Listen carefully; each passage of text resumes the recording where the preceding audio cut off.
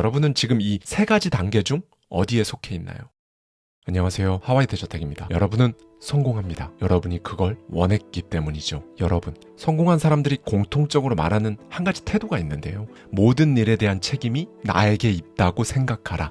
바로 이거예요. 이건 사실 굉장히 간단한 인과관계이자 소위 절대 진리입니다, 여러분. 왜냐하면 원인이 나에게 있으니까 나를 바꾸면 그 원인이 바뀌는 거고, 그러면 당연히 결과도 바뀌니까요. 그런데 한 가지 문제가 있죠. 지금의 내 상황, 그 모든 것들에 대한 책임이 모두 나에게 있다고 생각을 해야 하는데요. 기본적으로 굉장히 많은 분들이 내가 나를 컨트롤하지 못하는 단계에 놓여 있다는 겁니다. 그러니까 책임에 대한 생각, 지금 내 인생에 대한 생각 자체를 못하고 있는 게 문제인 거예요. 출근하는 것 자체가 힘들고, 진심으로 일이 너무 힘들고, 내가 이상하게 지금 좀 무력하고 힘이 안 나고 무언가에 짓눌려 있고, 그래서 결국 거의 평생 인생은 원래 마음대로 되는 게 아니다라는 생각으로 살아가죠. 이렇게 내가 나를 어쩌지 못하는 이유, 여기에는 치명적인 원인이 하나 있습니다. 세계적인 저널리스트이자 베스트셀러 작가죠. 요한 하리의 저서 벌거벗은 정신력에서 그 해답을 찾을 수 있었는데요. 요한 하리의 날카로운 인사이트에 저의 생각까지 더해서 앞서 말씀드린 것들에 대한 해답을 명쾌하게 말씀드리겠습니다. 때는 1960년 영국입니다.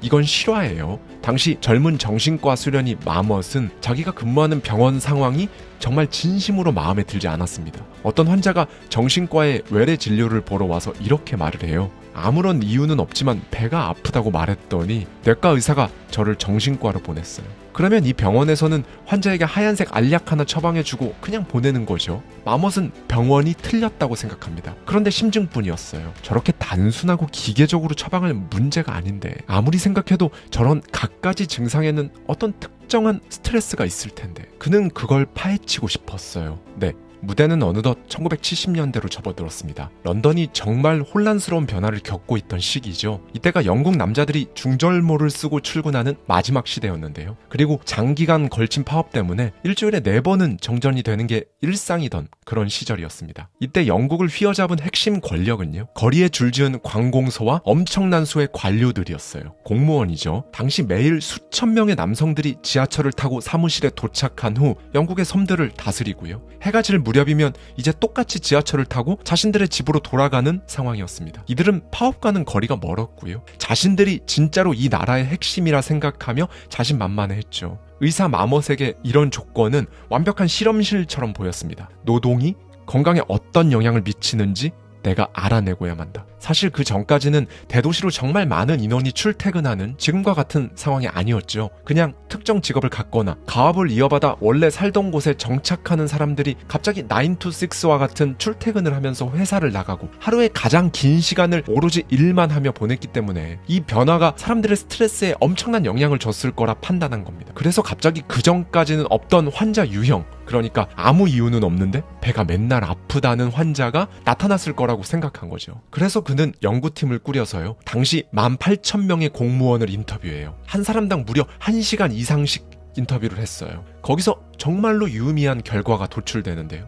단순히 회사를 나가는 것, 이런 게 사람들을 우울하게 만드는 게 아니었다는 겁니다. 핵심은요, 회사 내 위치에 있었어요. 좀 더 자세히 파고 들어가 볼까요? 자, 일단 인터뷰한 모든 공무원들은 누구도 가난하지 않았습니다. 신체적으로 별로 위험할 일도 없고, 특히 시대상 다른 자영업을 하는 인구보다 훨씬 프라이드라는 게 있었죠. 모두가 깨끗한 책상 앞에서 일을 했습니다. 다만 직급이 나뉘어 있었고요. 월급과 재량권이 엄격히 구분되어 있었죠. 네, 여러분, 그럼 여기서 거대한 정보 조직을 운영하는 직급이 높은 한 남자를 떠올려 보십시오. 이 남자는 매일 막중한 결정을 해야 하고, 자신의 결정으로 일이 틀어지는 경우도 부지기수라 밥까지 걸으며 힘겨운 싸움을 이어가고 있습니다. 그리고 바로 옆에는 그 남자의 서류를 정리하고 그 남자가 한 말을 기록하는 일을 하는, 그러니까 급여 체계가 11단계 낮은 또 다른 남자가 있었어요. 이렇게만 보면 둘 중 누가 심장마비에 걸릴 확률이 높을까요? 누가 더 압박감을 느끼며 누구의 스트레스가 더 심할까요? 제가 이 사례를 보고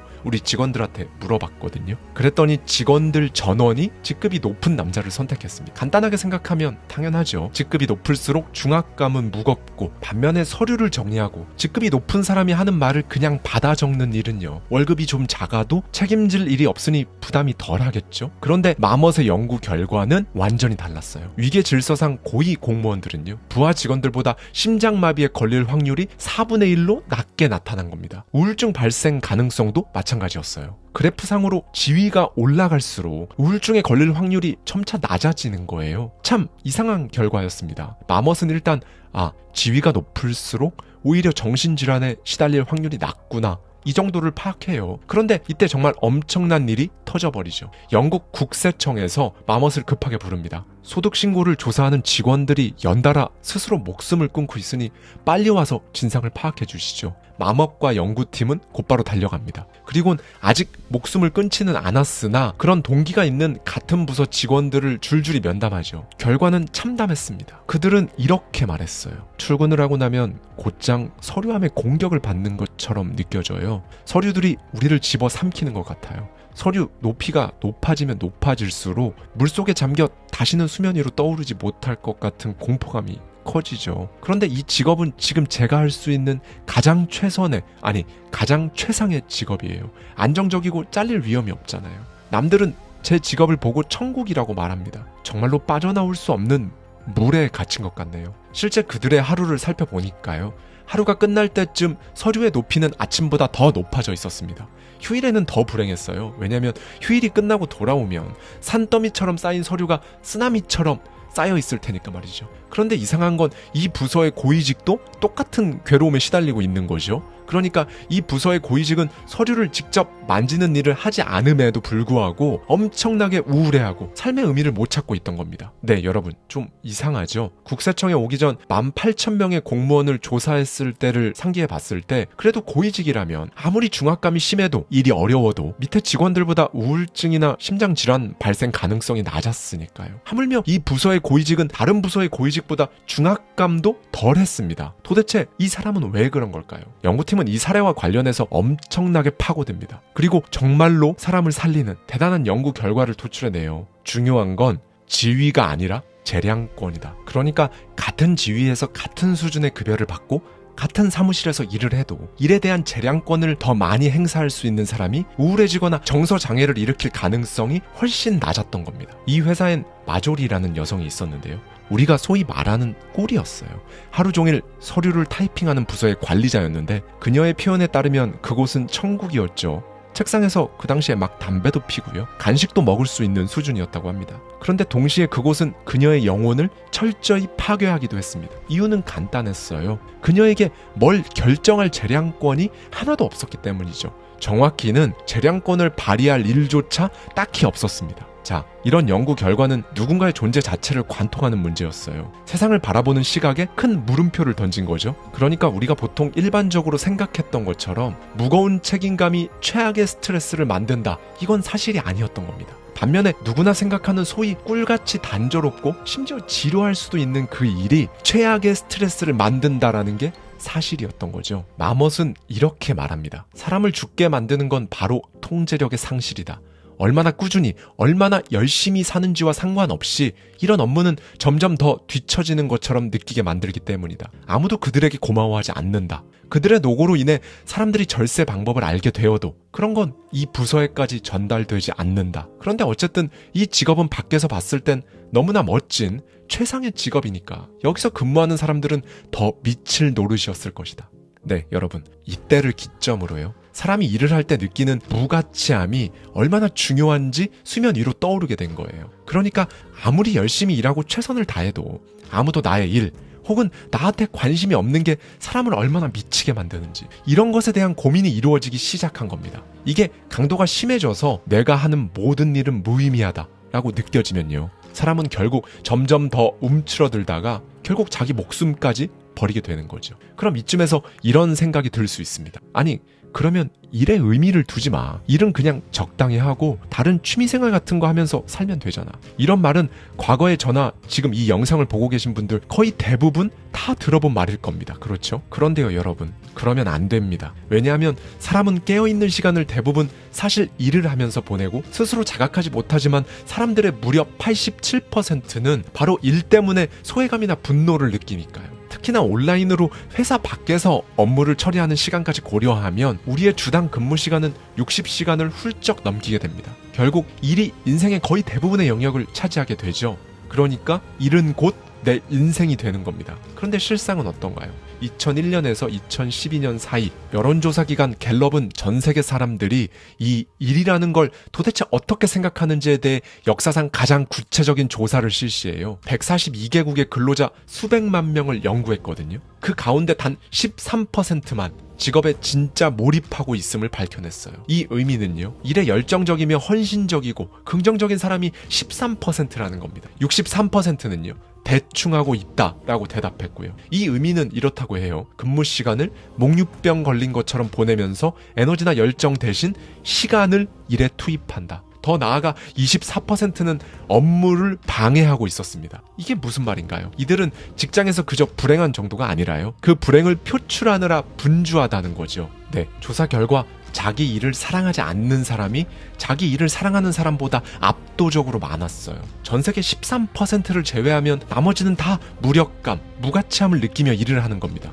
네, 여러분은 지금 이 세 가지 단계 중 어디에 속해 있나요? 앞서 살펴본 마멋의 연구처럼 일하는 시간 동안의 통제력 상실, 무가치함, 노력과 보상 간의 불균형, 낮은 직급, 비인기 부서의 일원으로서는 소위 수동적인 태도를 갖지 않는 게 오히려 이상한 거예요. 실제로 마멋은 18,000명을 인터뷰할 때 이들의 자세를 보면서 안타까움을 금치 못했다고 합니다. 자세만 딱 봐도 서열 차이, 의사결정권을 지니고 있는지 없는지 티가 팍팍 났다고 하니까요. 고위직, 인기 부서에 있는 사람들은요, 일단 몸을 뒤로 젖히고 대화를 주도했다고 해요. 마멋에게 원하는 것이 무엇이냐고 물었습니다. 반면 낮은 직급의 비인기 부서 공무원들은요, 몸을 앞으로 숙이고 자신들이 무엇을 해야 하는지 마멋이 먼저 이야기해 주기만을 기다렸다고 해요. 무엇보다 그들은 자신이라는 존재가 진정한 가치를 지니고 있지 못하다고 느꼈습니다. 그리고 이들의 진짜 문제는 해야만 하는 의미 없는 일을 언제까지 계속해야 하는가, 이거였어요. 내가 지금 87%에 속한다면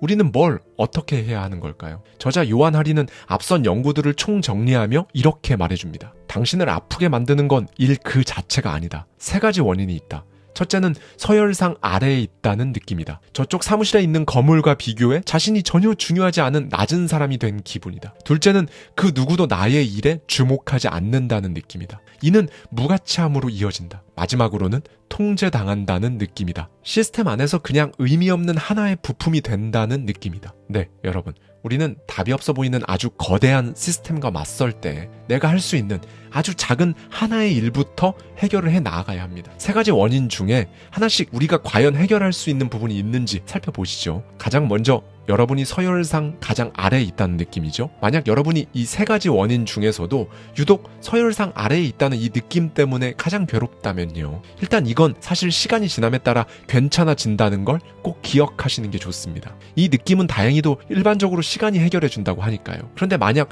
인사 적체가 심한 곳이라면 어려울 수도 있겠죠. 두 번째로, 여러분이 하는 그 일이 주목받고 다른 사람들이 가치 있다고 평가하고 실제로도 사람들이 그렇게 느끼게 하려면 어떤 조치가 필요할까요? 저는 바로 이 두 번째 원인이 가장 중요하다고 봅니다. 여기서 주목받는 일에 대해 그게 뭐가 중요해? 하시는 분들 있는데요. 사람은 기본적으로 일로서 다른 사람에게 영향력을 미치고 싶어 해요. 이건 데일 카네기가 말했듯 인간의 본능 중에서도 가장 높은 차원에 존재하고 있는 본능입니다. 그래서 영향을 미치지 못하면 사람은 이제 무가치함에 고통받게 되죠. 이 무가치함이 계속 누적되면요, 이제 정말로 치명적인 외로움으로 번지는 거고요. 책에는 신경과학자 카치오포의 외로움 실험이 나오는데요. 연구를 통해 외로움이 단순히 혼자 있는 것과는 다르다는 걸 밝혀냈어요. 놀랍게도요, 외롭다는 이 감각은 우리가 매일 혹은 매주 많은 사람들과 얼마나 많은 이야기를 나누는지와는 거의 관계가 없었습니다. 단지 단 한 명이라도 그 사람과 뭔가를 공유한다고 느끼는 게 필요한 거예요. 다만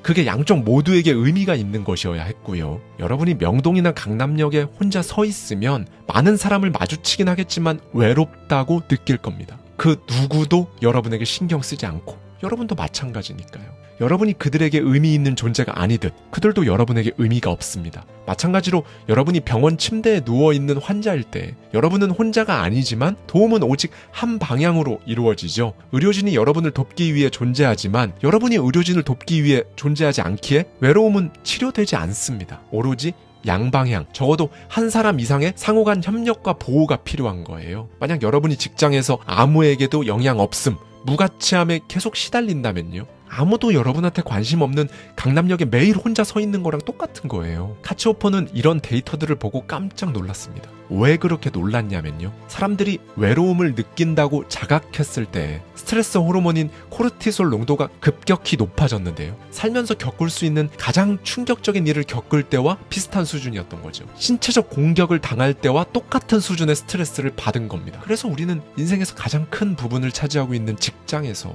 철저하게 외로워지지 않기 위해서라도 일로서 누군가에게 영향력을 주고 또 주목을 받아야 해요. 이 누군가의 범주는 가까운 직장 동료일 수도 있고요. 특정 집단일 수도 있을 겁니다. 아니면 전 국민일 수도 있고 세계를 무대로 할 수도 있겠죠. 여러분이 어디까지 영향을 미치고 싶은지 한번 생각해 보세요. 그걸 위해 여러분은 뭘 할 수 있는지 한 번쯤은 진지하게 생각해 보셔야 합니다. 이 무가치함을 없애야 하니까요.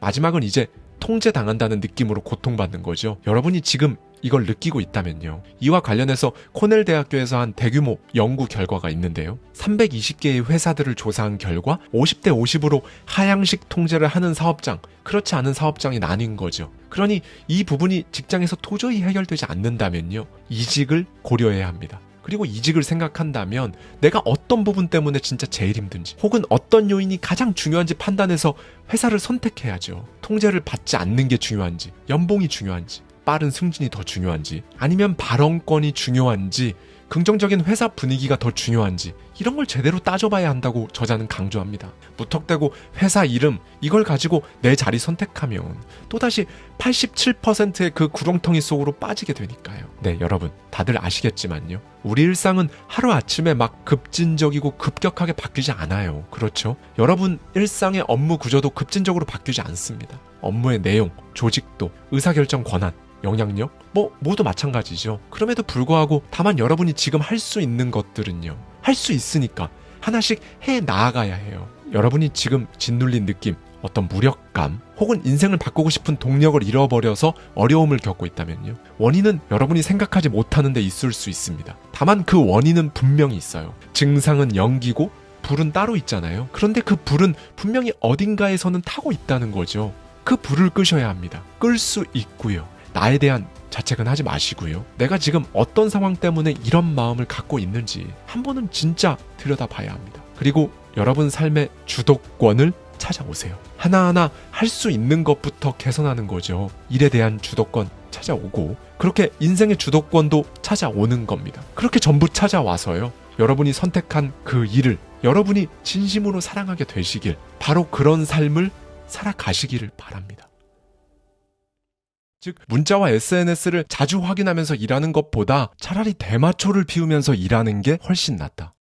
미국 대학생들을 대상으로 한 실험이 있다. 과학자들은 학생들의 컴퓨터에 추적 소프트웨어를 설치하고 그들이 평범한 하루 동안 무엇을 하는지 관찰했다. 그리고 학생들이 평균 65초마다 하는 일을 전환한다는 사실을 발견했다. 이들이 어느 하나에 집중하는 시간의 중간값은 겨우 19초. 캘리포니아 어바인 대학의 정보과학 교수 글로리아 마크가 진행한 또 다른 연구는 사무실에서 일하는 성인들이 평균적으로 한 가지 일을 얼마나 붙들고 있는지 관찰했다. 당신의 예상은 어떠한가? 그 결과는 3분이었다. 오늘은 벌거벗은 정신력의 저자 요한 하리의 시선으로 소리 없는 전염병, 집중력 상실에 대한 상상을 초월하는 연구 결과들을 소개합니다. 정신이 널뛰는 것 같다. 기분이 나빠지기 시작하면 곧바로 휴대폰을 들여다본다. 그러면 확실히 기분이 좀 나아진다. 우리는 최근 들어 더 정신을 실룩거리고 극적이느라 중요한 일들에 주의를 기울이지 못하는 것 같다. 나는 이놈의 집중력을 나부터 좀 되찾고 싶은 마음에 전 세계 과학자들을 만났다. 약 250명 이상의 전문가를 인터뷰했다. 그러면서 거의 1000년 전 중세 수도사들이 집중이 잘 안 돼 괴롭다고 불평한 글을 찾으며 자기 위로에 빠지기도 했다는 사실도 알아냈다. 결론만 말하자면 나를 포함한 우리 모두는 이 집중력에 대해 실제로 엄청나게 오해해왔다고 믿게 되었다. 오래전부터 나는 집중이 안 될 때마다 도대체 나는 왜 이럴까 화를 내며 스스로를 탓했다. 난 왜 이렇게 게으르냐,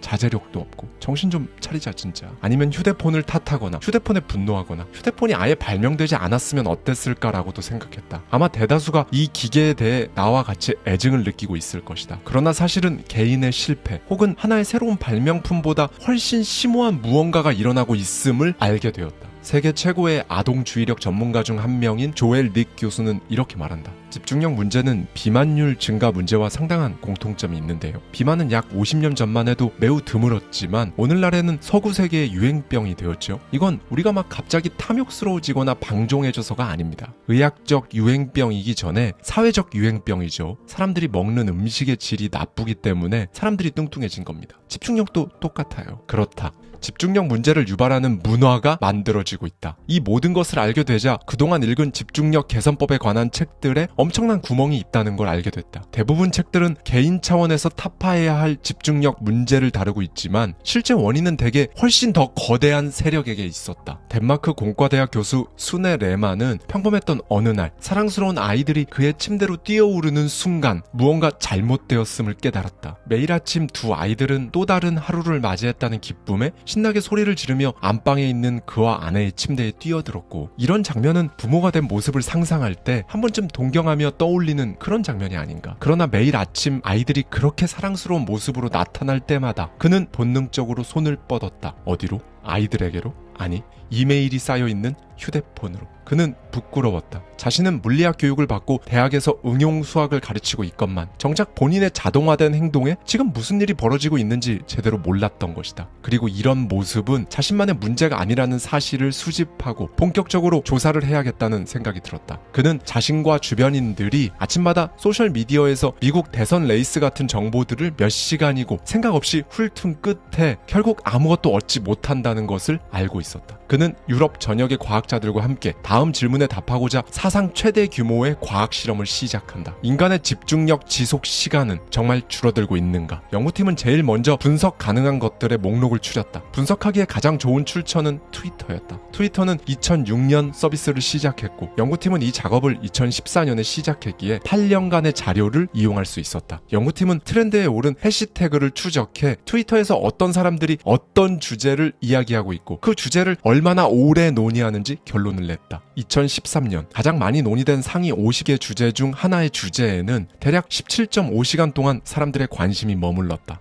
시간이 흘러 2016년에는 사람들의 관심이 머무는 시간이 11.9시간으로 줄었다는 사실을 발견했다. 연구팀은 이렇게 생각했다. 꽤 놀라운 결과야. 그런데 이건 트위터만의 독특한 특징일 수도 있잖아. 그래서 이들은 모든 영역의 자료를 들여다보기 시작했다. 사람들이 구글에서 무엇을 검색하는지, 검색 전환율이 어떻게 되는지, 영화표 판매량까지 분석했다. 영화가 흥행하면 사람들이 그 영화를 보러 얼마나 오랜 기간 동안 영화관을 찾는가, 온라인 커뮤니티 게시판에 특정 화제가 얼마나 오래 이어지는가, 이 모든 자료들은 이 사실을 분명히 보여주었다. 시간이 지날수록 우리는 개별 주제에 대해 점점 더 집중하지 않고 있다. 레만 교수는 이에 대해 이렇게 말했다. 세상에 존재하는 거의 모든 시스템을 검토했습니다. 그리고 일관되게 점점 가속화되는 추세가 있다는 걸 확인했어요. 유행의 최고조에 다다르는 속도는 더 빨라졌고 그게 하락하는 속도는 더 빨라졌습니다. 과학자들은 이런 변화가 얼마나 오래전부터 발생했는지 알고 싶었고 연구 결과 정말로 충격적인 사실을 발견한다. 이들은 도서 수백만 권의 내용을 전부 스캔하는 구글 북스를 자료로 활용했다. 연구팀은 책 본문에 새로운 표현과 주제가 등장했다가 사라지는 것을 파악할 수 있는 수학적 기법을 사용해서 1880년대부터 오늘날까지 쓰인 책들을 모두 분석했다. 컴퓨터는 새로 등장한 문구, 예를 들면 뇌과학이나 할렘 등을 탐지해서 그 문구가 얼마나 오래 논의되고 또 얼마나 빨리 사라지는지 파악할 수 있었다. 130년 전부터 현재에 이르기까지 사람들은 지루함을 느끼고 다음으로 넘어가는 데까지 얼마나 걸렸을까? 130년이 넘는 기간 동안 주제들이 등장했다 사라지는 속도가 10년 단위로 점점 빨라지고 있었던 것이다. 이 연구는 하나의 집단으로서 인간의 집중력 지속 시간이 실제로 줄어들고 있음을 보여준 세계 최초의 증거였다. 연구팀은 여기서 그치지 않고 도대체 왜 이런 변화가 생기는 건지, 그 요인이 무엇인지 알고자 또다시 연구 모델을 만든다. 이 모델은 정보를 집어넣을수록 사람의 집중력이 얼마나 떨어지는지를 알 수 있게 만든 모델로 결과는 역시나 정보를 더 많이 그리고 빨리 주입할수록 사람들이 개별 정보에 집중하는 시간은 줄어들었다. 레만 박사는 말한다. 그저 오늘날 정보가 너무 많은 겁니다. 뉴스가 이동하는 시간이 너무 빨라진 거죠. 서던 캘리포니아 대학의 마틴 힐버트 박사는 이와 관련해 뉴스의 이동 시간을 분석했다. 85쪽 분량의 신문을 읽는다고 생각해보면 된다. 이게 무슨 말이냐? 1986년 TV와 라디오, 독서 등 인간에게 쏟아지는 정보들을 모두 합치면 대략 85쪽 분량의 신문을 매일 40종 읽는 것과 같았다. 이게 무려 1986년이다. 그렇다면 2007년의 인간은 어떨까? 85쪽 분량의 신문을 하루 174종 읽는 것과 맞먹는 수준으로 증가했다. 이러한 변화가 인간에게 어떤 영향을 미치는지 묻자 레만 박사는 이렇게 답했다. 속도는 기분을 좋게 해주는 면이 있습니다. 우리가 속도에 빠지는 건 그게 좋기 때문이기도 하죠. 온 세상과 연결되었다고 느끼고 어느 주제에 관해 무엇이든 알아내고 배울 수 있다고 느끼게 되니까요. 그런데 문제는 점점 진이 빠지는 거죠. 더욱 중요한 건 우리는 모두 차원에서 깊이를 희생당하고 있다는 거예요. 깊이는 시간을 요구합니다. 깊이는 사색을 요구하고요. 모든 걸 다 따라잡아야 하고 늘 이메일을 보내야 한다면 당연히 깊이를 가질 시간이 없어지는 거죠. 깊이가 있는 관계도 시간이 필요하듯 우리가 하는 모든 일이 다 마찬가지입니다. 에너지가 필요해요. 기간을 필요로 한다는 거예요. 거기에 전념해야 합니다. 그러기 위해서는 주의력이 필요하고요. 깊이를 요구하는 모든 것이 악화되고 있는 겁니다. 네, 우리는 지금 이 주의력 자원을 점점 더 빠르게 소진해버리는 경험을 하고 있는 거죠. 레만 박사는 페이스북 창립자인 마크 저커버그와 사람들이 함께 찍은 사진 한 장을 보여주었다. 저커버그가 어느 방의 앞쪽에 서 있었고 그 방 안에 있는 사람들은 전부 가상현실 헤드셋을 쓴 채 자신 앞에 컴퓨터를 바라보고 있었다. 사진 속 저커버그는 실제 현실에 서 있는 유일한 사람이었고 미소 띤 얼굴로 헤드셋을 낀 사람들을 바라보며 주변을 천천히 걷고 있는 듯했다. 레만 박사는 말했다. 저는 이 사진을 보고 이렇게 생각했어요. 미래에 대한 최악의 은유다. 이 추세를 바꾸지 못하면 주의력이 처한 위험을 정확하게 인식하고 있는 소수의 특별한 계층은 살아갈 방법을 찾겠죠. 그리고 그 사람들이 특권을 거머쥘 겁니다. 나머지 사회 구성원을 컴퓨터 세상 속에 살게 하면서 조종하는 사회가 오는 거죠. 그렇다면 여기서 궁금한 지점이 생긴다. 뭐든 빠르게 많이 배우는 게 마냥 좋은 걸까? 속도를 낮추면 집중력에는 어떤 일이 생길까? 인간이 정말로 속도를 배울 수 있는지, 그 효과는 어떤지에 대한 연구 결과가 나왔다. 연구팀은 사람이 진짜 엄청나게 빠른 속도로 책을 읽을 수 있다는 사실은 증명해냈다. 그런데 여기에는 대가가 따랐다. 읽은 내용을 검사하면 글을 빨리 읽은 사람일수록 이해한 내용이 적은 게 아니겠는가? 연구팀은 말한다. 빠른 속도는 곧 적은 이해를 뜻합니다. 이 연구를 실시한 과학자들은 사람들로 하여금 글을 빨리 읽게 할수록 복잡하거나 어려운 내용을 붙잡고 늘어지는 능력마저 낮아진다는 사실까지 발견했다. 자, 여기서 우리 자신을 들여다보자. 종이 신문으로 읽을 때 칠레에 폭동이 일어났다는 기사를 보면 일반적으로 사람들은 칠레에 폭동이 왜 일어났지? 와 같이 아직 이해하지 못한 내용에 더 자주 끌린다. 그런데 똑같은 내용을 인터넷으로 읽을 때는 보통 모르는 내용은 건너뛰고 내가 이미 아는 내용과 관련이 있어서 대충 훑어볼 수 있는 단순한 기사를 클릭하게 되는 것이다. 이게 의미하는 바는 무엇일까? 우리가 점점 더 삶 자체를 속독하고 있는 것이다. 점점 더 적은 정보만을 받아들이며 여기에서 저기로 허겁지겁 건너뛰고 있는 것이다. 영국 윈체스터 대학의 학습과학 교수 가이 클렉스턴은 속도를 일부러 낮출 때 집중력에 무슨 일이 벌어지는지 연구했다. 그간 빠르지 않으면 도태된다는 슬로건을 버리고 거대한 가속에 쉼표를 찍어본 것이다. 그는 요가나 명상같이 의도된 느린 수련을 할 때 집중력에 무슨 일이 발생하는지 분석했고 주의력이 확실히 개선된다는 사실을 증명했다. 그는 이렇게 말한다. 속도라는 거대한 흐름을 바꾸지 못한다고 무력하게 있을 시간에 의도적으로 세상을 좁혀서 깊게 호흡을 내쉬는 시간을 가져야 합니다. 이 수련을 한 사람은 똑똑해집니다. 매일 20분씩 지도를 받아 명상을 한 사람은 6개월 뒤 1시간 동안 행동의 전환 없이 어떠한 자극 없이도 침묵을 지킬 수 있게 됩니다. 이 사람의 뇌는 침묵의 시간과 비례해 날카로워졌고 하나의 주제에 대한 생각과 몰입은 훨씬 더 깊어졌죠. 이게 정말 가능한가? 어떠한 행동의 전환, 자극도 없이 1시간 이상 침묵을 지키며 생각에만 집중할 수 있다고? 신경과학 분야에서 전 세계 최고의 상을 받은 얼 밀러 교수는 최첨단 두뇌 연구를 진행하며 알게 된 사실을 이렇게 말한다. 사실 우리 뇌는 동시에 한두 개의 생각에만 집중할 수 있습니다. 사실 인간은 엄청 단순하다는 거예요. 이는 뇌의 근본적인 구조 때문인데요. 그러니 실제로 동시에 3가지, 5가지, 10가지 생각을 하고 이를 벌리면서 거기에 다 집중할 수 있다는 건 미신이죠. 사람들은 자기가 동시에 여러 가지 일을 수행하고 여러 가지 정보를 받아들이며 저글링하고 있다고 착각합니다. 사실 이 일에서 저 일로 완전히 전환할 땐 23분이 소요됩니다. 그러면 우리 뇌는 항상 여러 작업 사이를 막 오가면서 순간순간 재부팅을 하는 거죠. 몰입이 이렇게 깨지는 겁니다. 몰입이 손상되는 거죠. 그리고 여기에는 대가가 따릅니다. 즉 어느 하나에 집중하려고 노력하는 와중에 문자를 자주 확인한다면 문자를 쳐다보는 찰나의 시간뿐만 아니라 이후 집중력을 되찾는 데 들어가는 시간까지 잃어버리는 것이며 이 시간은 훨씬 길 수 있다는 것이다. 밀러 교수는 이렇게 말한다. 요즘 사람들은 실제로 생각하는데 긴 시간을 쓰는 게 아닙니다. 대부분 작업 전환에만 시간을 쓰고 있죠. 뇌가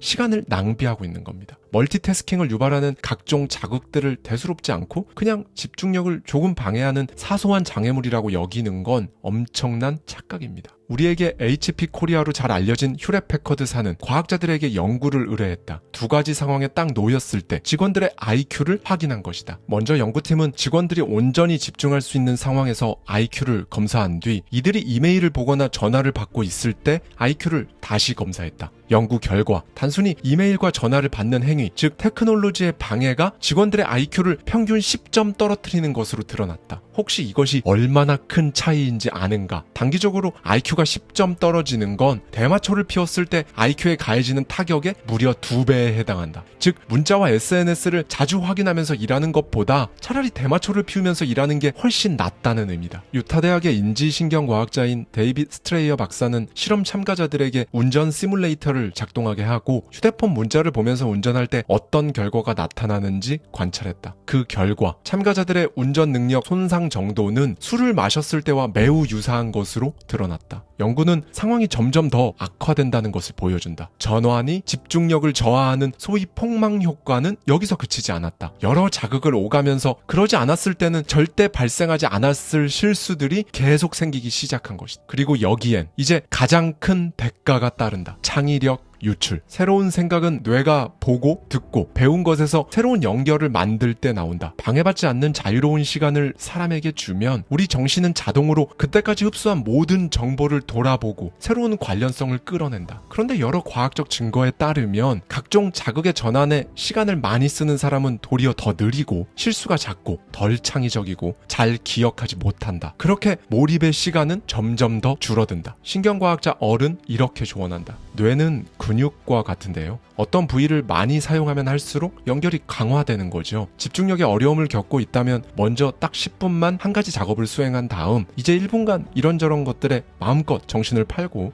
다시 10분간 한 가지 작업에 집중하는 방식을 시도해보세요. 이렇게 하면 뇌도 여기에 점점 능숙해집니다. 신경회로의 연결이 강화되는 거죠. 천천히 시작하세요. 이건 연습하면 아무나 다 할 수 있습니다. 그 전에 먼저 주의를 분산시키는 요인들과 여러분을 분리해야 한다고 생각하셔야 하는데요. 의지력으로 막 한 번에 하나에만 집중하자 이렇게 하면 더 안 돼요. 왜냐하면 사람이 정보에 저항하는 건 너무 어렵기 때문인데요. 깊이 몰두하기에는 너무 많이 와버려서 집중하는 것 자체가 버겁게 느껴진다면 그땐 이 4가지가 필요합니다. 멈추고 떠나세요.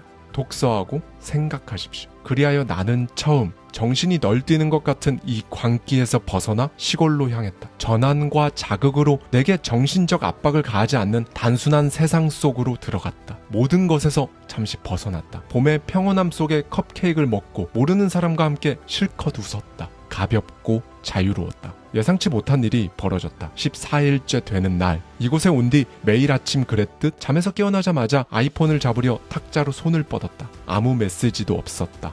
멀리서 바다가 속삭이는 소리만 들렸다. 고개를 돌리니 그동안 간절히 읽고 싶었지만 차마 엄두가 안 나던 책들이 눈에 들어오기 시작하는 것이다. 그렇게 어떤 강렬한 감각이 일었다. 그때 작가 제임스 볼드윈의 문구가 머리에 퍼뜩이고 스쳐갔다. 우리가 직면한 모든 문제를 바꿀 수는 없지만 문제에 직면하기 전까지는 아무것도 바꿀 수 없다. 감사합니다. 지금까지 하와이 대저택이었습니다.